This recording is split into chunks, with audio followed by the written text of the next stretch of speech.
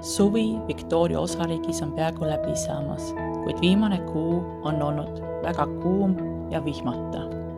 Hommik Jara mäeahelikust tundub udune, kuid selgub, et suurte tulekahjude ärahoidmiseks on tuletõrje korraldamas kontrollitud põlenguid.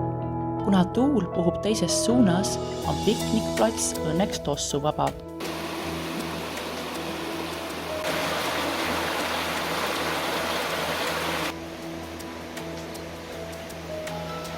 Jõevool on kivid ümaraks lihvinud.